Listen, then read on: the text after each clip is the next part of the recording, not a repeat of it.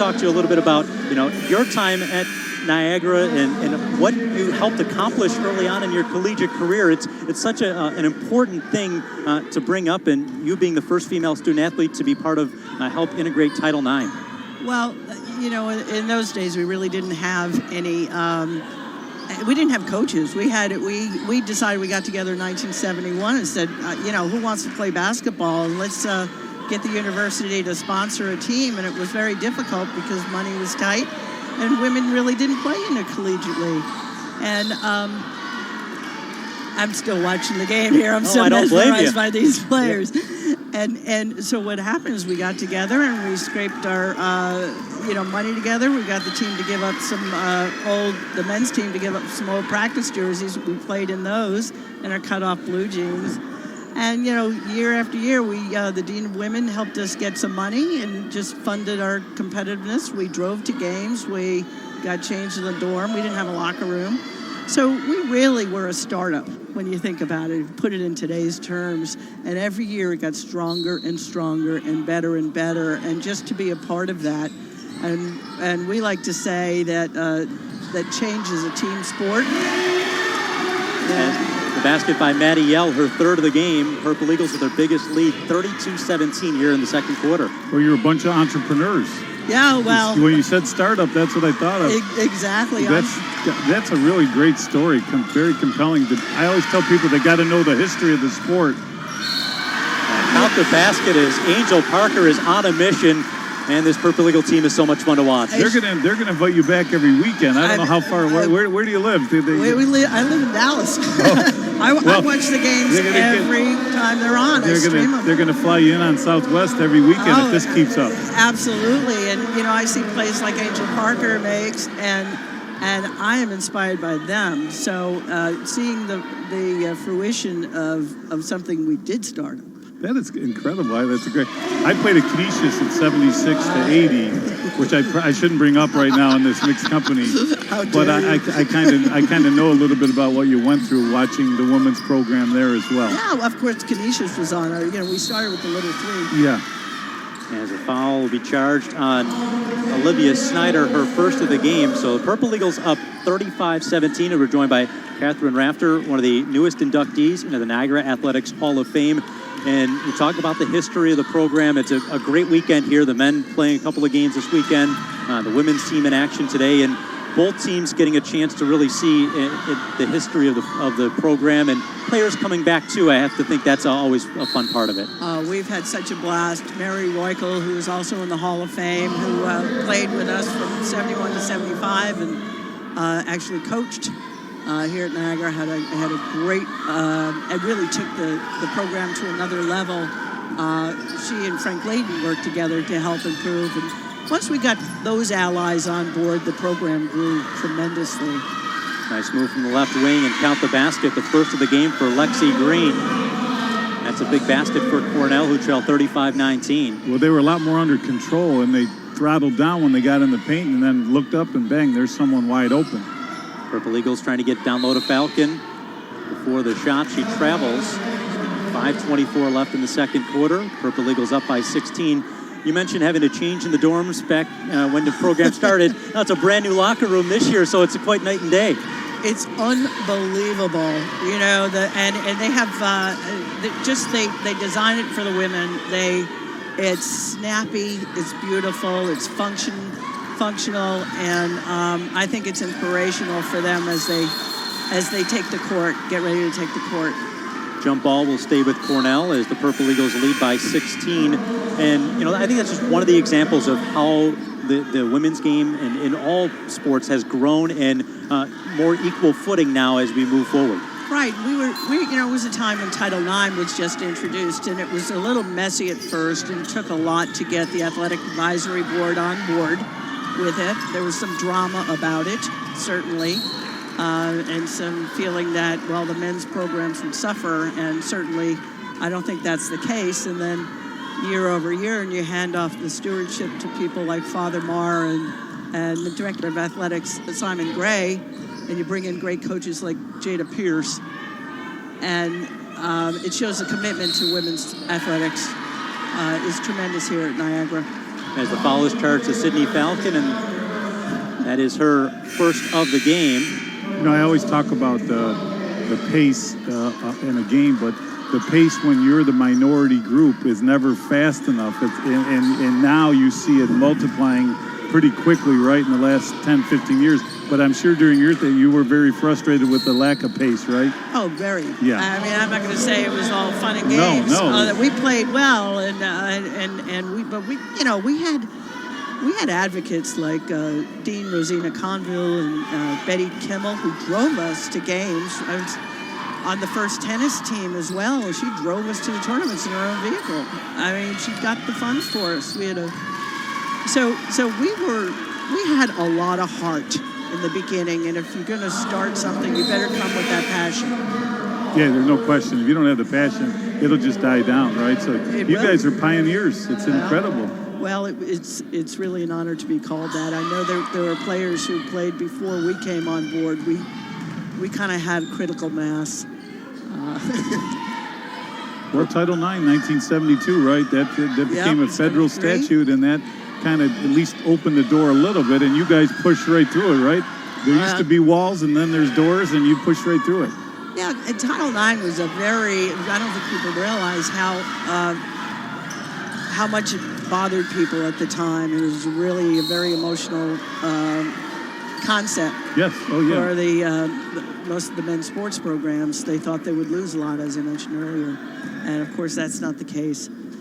The foul is charged. Olivia Snyder charged with the foul. And the Purple Eagles will go to the foul line as we're joined by Kathryn Rafter, who's inducted into the Niagara Athletics Hall of Fame. Of course, the official ceremony later on this afternoon, and a great weekend. We saw Coach Mahalik yesterday on the court with some of his former players and folks. A lot of your families here today. Oh, yeah.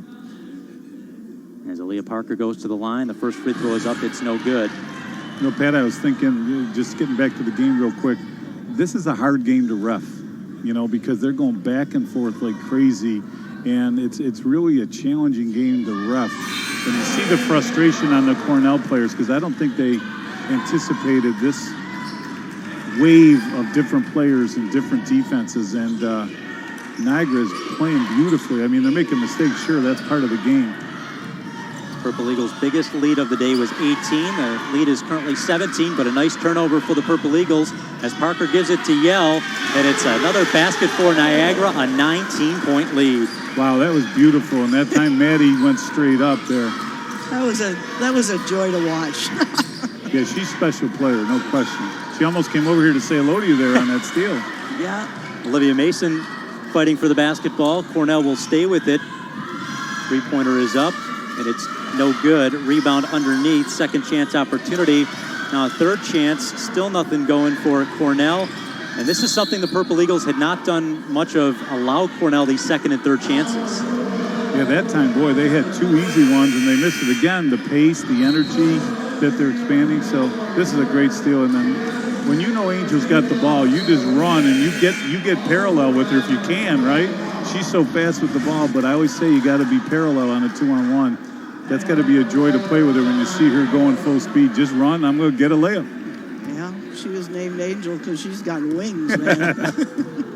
Well, talk about the local talent here for the Purple Eagles. You've got Angel and her sister Aaliyah, and the job that Jada Pierce has done with this team to play at this level. It's a pretty great special group. It's a fantastic group. I've gotten a chance to meet with many of the players, and not only are they really dedicated and highly talented, but they are fantastic students too. Mm-hmm. I mean, they bring it academically. I was so impressed, and that was a little different from the group we had. Full disclosure here. I don't know about your time at Canisius.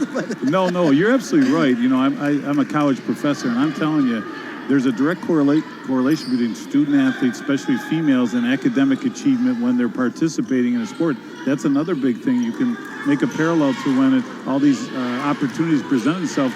The academic GPAs went up significantly for women. Not that they weren't studying before. I don't want to say that, but it makes them feel better about themselves, and everything works out. Nice turnover for the Purple Eagles as Brooklyn Jones running up the floor, puts her shoulder down, unfortunately a charge.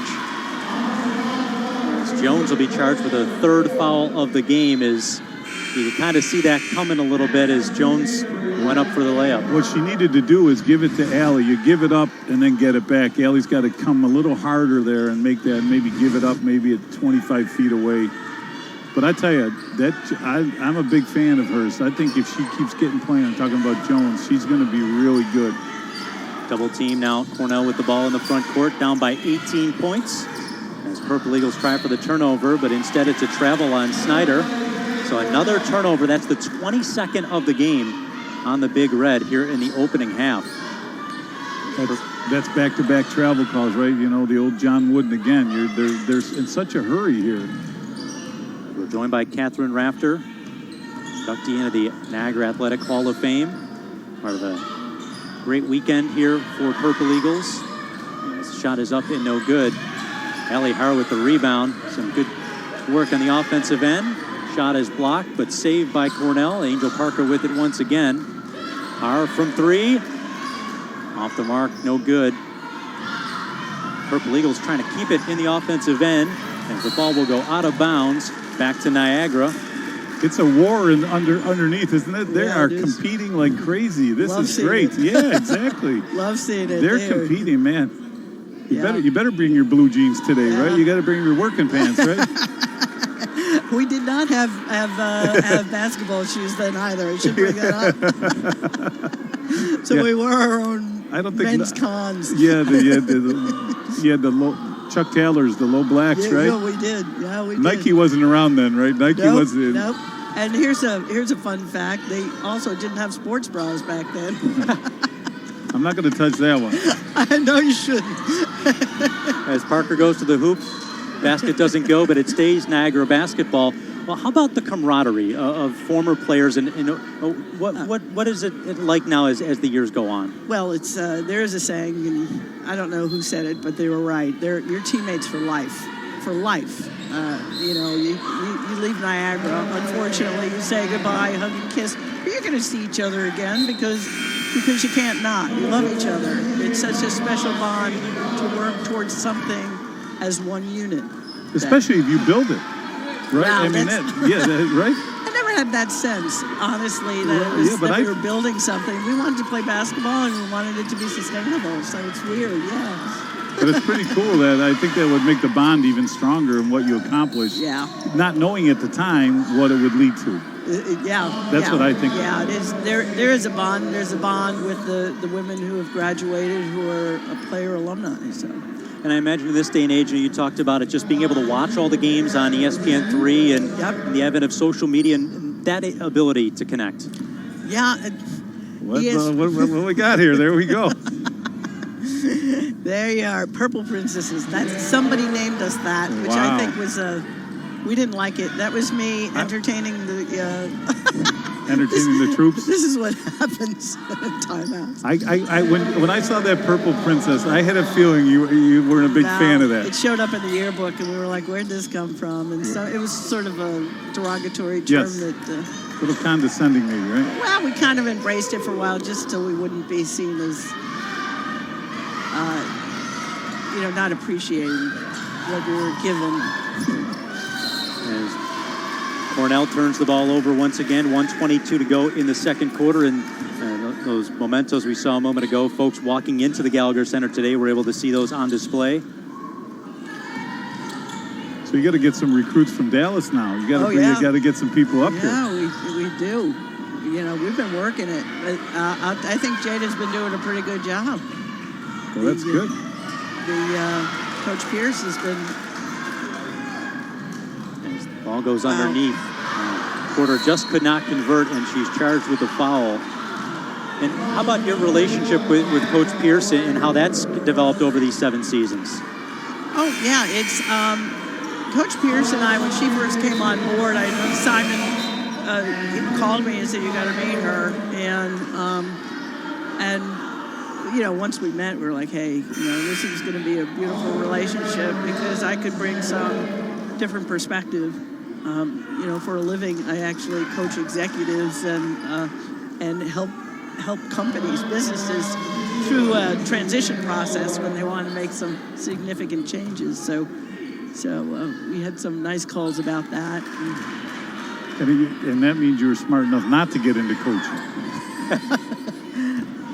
Because you're coaching at a different level. That just showed up later, yeah. I don't have the content that we able to coach today.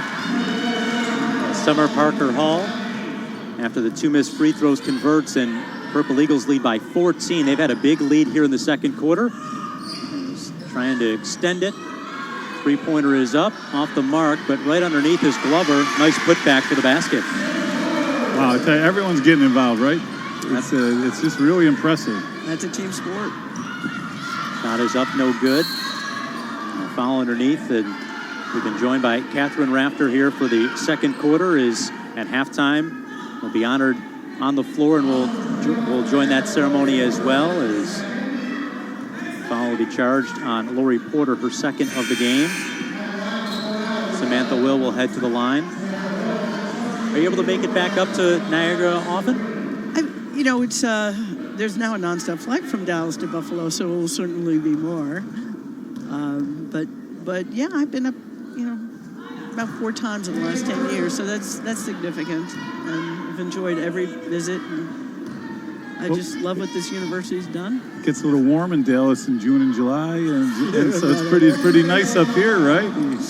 Go to Niagara on the Lake, so you got to time those. Got to get some executive leadership training seminars up here. Exactly. Purple Eagles able to break the press. Just a little bit of a difference between the game clock and the shot clock as the Purple Eagles try and finish out the half on a strong note. Back to Angel Parker with an open 3.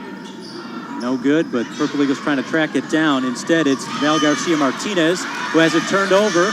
10 seconds to go in the quarter. Parker will slow it down for the final shot. A deep 3 is up, no good, and that'll do it for the half. Purple Eagles lead 40-26. Well, Kathryn, again, congratulations. Thanks for joining us this quarter. This has been a pleasure. It's very kind of you to speak to me. Thank you very much, and thank you. I really appreciate this award. Thank you. As we go to the half, Purple Eagles lead 40-26 on ESPN3.